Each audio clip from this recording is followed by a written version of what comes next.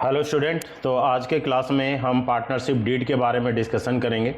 बहुत ही इम्पॉर्टेंट है। अभी तक हमने 2-3 क्लासेस वगैरह ले रखा है। तो आज हम पार्टनरशिप डीड, क्योंकि पार्टनरशिप हमारा चैप्टर चल रहा है, तो आज के क्लास में हम पार्टनरशिप डीड के बारे में हम डिस्कस करेंगे। लास्ट के क्लास में मैंने बताया था कि जो हमारी जो पार्टनरशिप डीड है, जो पीडी है, जो पार्टनरशिप डीड है, ये हमारा 2 तरीके का होता है। एक होता है हमारा रिटेन एग्रीमेंट, क्या होता है, रिटेन एग्रीमेंट होता है, और एक हमारा होता है, दूसरा जो होता है वो ओरली एग्रीमेंट होता है। ओरली एग्रीमेंट, इस 2 तरीके के हमारे डीड होते हैं। डीड तो एक ही होता है। अगर रिटेन एग्रीमेंट करते हैं तो पार्टनरशिप डीड बनाएंगे, और अगर हम ओरली एग्रीमेंट्स करते हैं, अगर पार्टनर ने आपस में डिसाइड कर लिया है, तो फिर हमें पार्टनरशिप डीड बनाने की ज़रूरत नहीं पड़ती है। तो पार्टनरशिप डीड जब भी बनता है जब हम रिटेन में एग्रीमेंट, कुछ हम रिटेन में एग्रीमेंट पार्टनर आपस में करते हैं, और उस एग्रीमेंट को, उस पार्टनरशिप डीड को, पीडी को हम रजिस्टर्ड करवाते हैं। क्या करवा देते हैं? रजिस्टर्ड करवाते हैं। दैट मीन्स रजिस्टर्ड का मतलब होता है हम फॉर्म को ही रजिस्टर्ड करते हैं। तो जब हम फॉर्म को रजिस्टर्ड करेंगे तो that is known as a partnership deed. तो पार्टनरशिप डीड के अंदर क्या होता है? It is an written agreement. बार बार मैं आपको बता रहा हूँ, it is an written agreement that the defines the terms, conditions, rights and duties in a partners in a business. ठीक है, क्या होता है, ये सारे पार्टनर बैठे हुए आपके सामने दिख रहा है, राम है, गीता है, श्याम है, मोहन है, इस तरीके से ये सारे के सारे 4 पार्टनर्स हैं। ठीक है, तो ये जो चारों पार्टनर्स हैं, आप नॉर्मली हम जानते हैं कि इन चारों पार्टनर्स का क्या होगा, सबका माइंडसेट डिफरेंट होता है।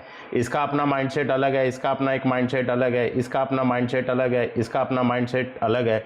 ये किसी अपने अकाउंट्स के स्किल्स में माहिर है, ये सेल्स में माहिर है, ये परचेज में है, और ये कैश लेना या कैश देने में माहिर है। तो सब जो है चारों बंदे मिलके, यहाँ पे अगर हम इमेज देख रहे हैं तो चारों बंदों ने मिलके यहाँ पे अपना जो है प्रॉफिट, अपना पार्टनरशिप बिजनेस स्टार्ट किया हुआ है। वी नो दैट कि पार्टनरशिप बिजनेस के अंदर क्या होता है, कम से कम 2 पर्सन तो हमें चाहिए। इस इमेज के अंदर मैंने जो है 4 पार्टनर लिया हुआ है, तो ये चारों पार्टनर्स हैं। ठीक है, नाम हम कुछ भी रख देंगे।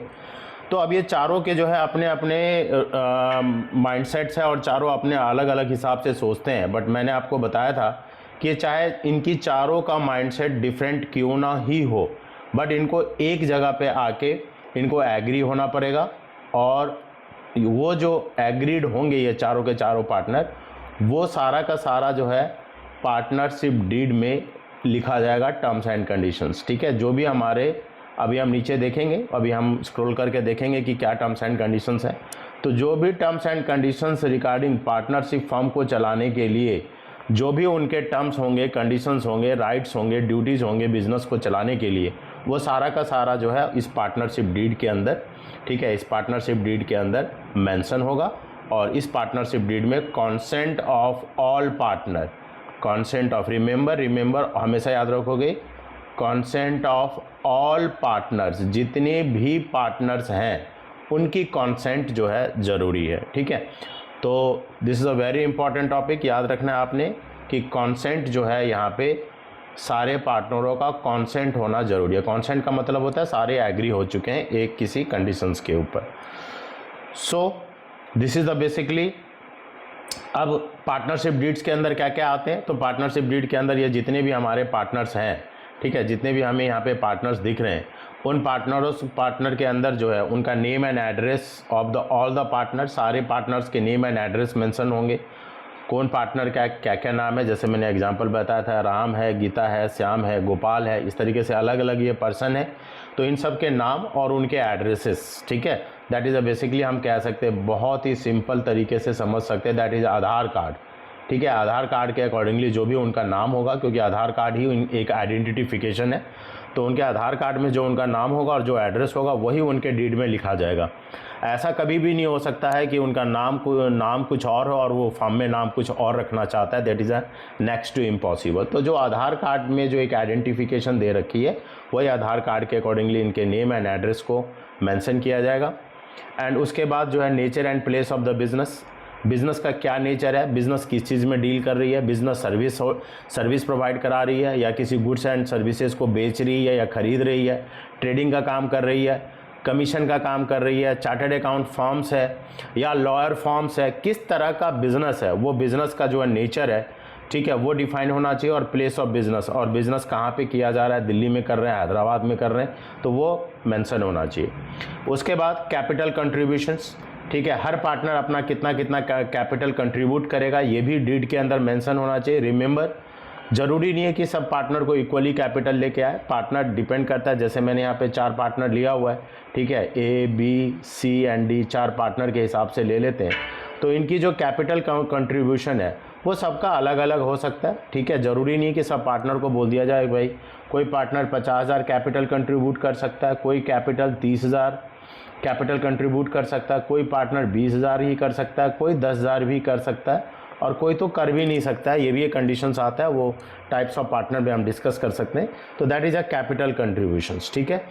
कितना किस पार्टनर का कैपिटल होगा वो डीड में मेंशन होगा, ठीक है। तो इसका बेनिफिट ये होता है, जो पार्टनर सबसे ज़्यादा कैपिटल देता है, मान लो एक पार्टनर ने 50,000 रुपया कैपिटल दे रखा और एक पार्टनर ने 10,000 रुपया कैपिटल दे रखा है, तो आगे चल के यहाँ पे डीड के अंदर क्या होता है, इंटरेस्ट ऑन कैपिटल का एक टॉपिक आता है, ठीक है। तो जो इंटरेस्ट ऑन कैपिटल है, अगर मान लो हम 10% देते हैं पार्टनर को, तो इसने 50,000 रुपया दे रखा है तो इसको 5,000 रुपये का इंटरेस्ट मिलेगा, इसने 10,000 दे रखा है तो इसको 1,000 रुपया ही इंटरेस्ट मिलेगा। तो कैपिटल कंट्रीब्यूशन जो है वो हमारे पास मेंशन होना चाहिए। तो पहला पॉइंट हमारा जो है नेम्स एंड एड्रेस हो गया, दूसरा पॉइंट हमारा nature of place and the business हो गया, ठीक है। तीसरा पॉइंट हमारा capital contribution of each partner हो गया, हर पार्टनर कितना कैपिटल देगा वो आपका मेंशन होना चाहिए। इसके बाद नेक्स्ट हमारा है profit and loss sharing ratio, जिसको मैंने पहले भी बताया था, अभी फिर से लिख देता हूँ, that is a PSR। PSR मतलब प्रॉफिट शेयरिंग रेशियो। क्या होता है? Profit sharing ratio. हर पार्टनर का रेशियो या तो कैपिटल कंट्रीब्यूशन के हिसाब से भी हो सकता है, या कोई भी जो भी फर्म डिसाइड करती है, either is two 5:3:2:1 as for the our case. हमारे पास 4 पार्टनर है, 5:3:2:1 ले ले, 4:3:2:1 ले ले, हाँ 1:1:1:1:1 ले ले। कोई भी रेशियो, जो भी रेशियो होगा जिसमें सारे पार्टनर एग्रीड होंगे, वो रेशियो जो है आपको यहाँ पे मेंशन होगा, और उसी रेशियो के अकॉर्डिंगली इन फ्यूचर में पार्टनर अपना प्रॉफिट बांटेंगे। कैसे बांटेंगे, किस तरीके से प्रॉफिट बांटा जाता है, बच्चों को इनमें भी बड़ी कंफ्यूजन होती है। जैसे मैंने 5:3:2:1 लिख दिया है, तो अगर 10,000 का प्रॉफिट है या 20,000 का प्रॉफिट है तो उसको कैसे बांटेंगे, will be discuss on the later. अभी सिर्फ हम यहाँ थ्योरेटिकल कॉन्सेप्ट कर रहे हैं कि कैपिटल कंट्रीब्यूशन भी जो है जो उनकी प्रॉफिट शेयरिंग जो है वो आपका मेंशन होना चाहिए। और अगर मेंशन नहीं है, बाय डिफ़ॉल्ट अगर मेंशन नहीं है, तो बच्चे एक चीज़ याद रखोगे, बाय डिफ़ॉल्ट पार्टनर के केस में अगर रेशियो गिवन नहीं है, देन बाय डिफ़ॉल्ट इक्वली जितने भी पार्टनर हैं वो इक्वल रेशियो में ही अपने प्रॉफिट को डिस्ट्रीब्यूट कर सकते हैं, ठीक है। अगर रेशियो नहीं गिवन है तो इक्वली डिस्ट्रीब्यूट कर सकते हैं। Then the rights and duties है, पार्टनर्स के अपने अपने राइट्स हैं एंड ड्यूटीज़ हैं, जो कि हम अलग से टॉपिक पढ़ेंगे, लंबा सा थ्योरेटिकल पार्ट है। राइट्स एंड ड्यूटीज़, पार्टनर्स के कुछ राइट्स होते हैं, ठीक है, जैसे एसेट्स का राइट्स होता है, प्रॉफिट्स का राइट्स होता है। ड्यूटीज़ में जैसे हर पार्टनर को सच बोलना होता है, अपनी ड्यूटीज़ निभानी होती है, अपना प्रॉपर काम करना होता है, ये सब कुछ ड्यूटीज़ के अंदर आ जाते हैं। उसके बाद रेम्यूनरेशन एंड द सैलरी। बेटा नेक्स्ट ये बहुत ही इंपॉर्टेंट है, जब हम प्रैक्टिकल क्वेश्चंस करेंगे तो इसका बहुत ही इंपॉर्टेंट रोल आता है। Remuneration and salary for the partner. Partnership firm जो है सैलरी और रेम्यूनरेशन के लिए नहीं होता है। पार्टनरशिप फर्म के अंदर क्या होता है, जो भी पार्टनर काम कर रहे हैं, ये जो सारे जो पार्टनर काम कर रहे हैं, ठीक है, इन्होंने अपना अपना बड़े बड़े कंपनी का जॉब छोड़ा होगा और अपना पार्टनरशिप फर्म चला रहे हैं, मैंने बिजनेस चला रहे हैं। तो ये इन सब का जो मेन जो मकसद होता है वो होता है इनका प्रॉफिट, ठीक है। जो है इनका जो मेन मकसद होता है वो होता है इनका प्रॉफिट। जो भी फर्म के अंदर प्रॉफिट आ गया, मान लो 1 लाख रुपये का प्रॉफिट आ गया, तो अब ये जो 1 लाख प्रॉफिट है ये चारों पार्टनर में डिवाइड हो जाएगा। किस रेशियो में डिवाइड होगा, हमने ये डिस्कस कर लिया कि ये प्रॉफिट शेयरिंग रेशियो में डिवाइड हो जाएगा। उस 1 लाख को ये लोग आपस में बांट लेंगे। मैं एक छोटा सा एग्जांपल देके बता रहा हूँ। तो जब ये रेशियो प्रॉफिट बांट रहे हैं तो फिर ये रेम्यूनरेशन एंड सैलरी का क्या कंडीशंस आ गया, तो रेम्यूनरेशन एंड सैलरी का ये कंडीशन है कि कोई पार्टनर, मान लो सपोज कि ये बंदा है और मैंने आपको बताया था ये अकाउंट्स में माहिर है, ये इसने CA कर रखा है और इसकी जो अकाउंट्स है जो है बहुत ही अच्छी है।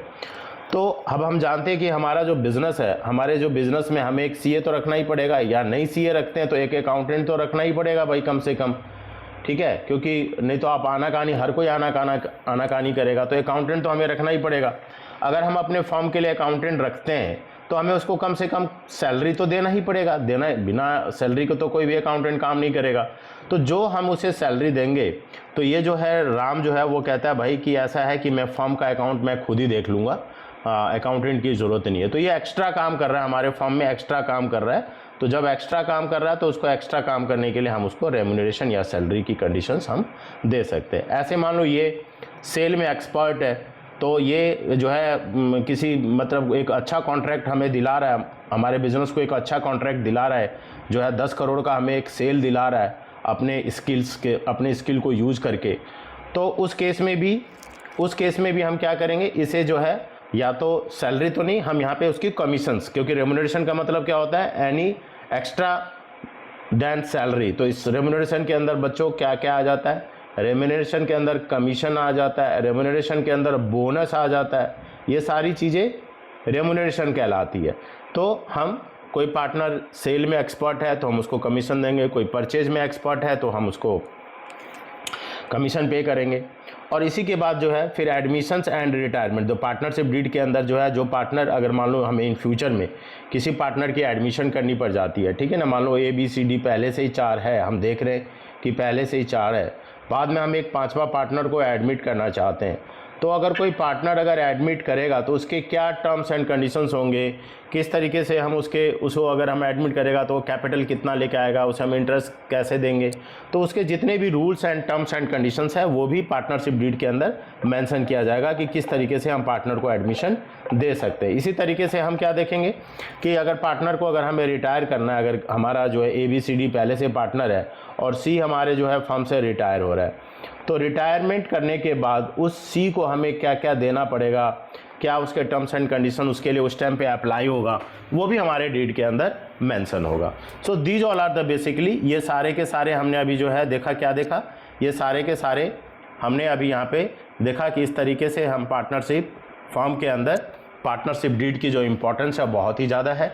तो इसका मैं, आप स्क्रीनशॉट लेना चाहोगे स्क्रीनशॉट ले लो, ठीक है। ये 1 शॉट में यहाँ पे सारा का सारा आपके पास आ गया पार्टनरशिप डीड।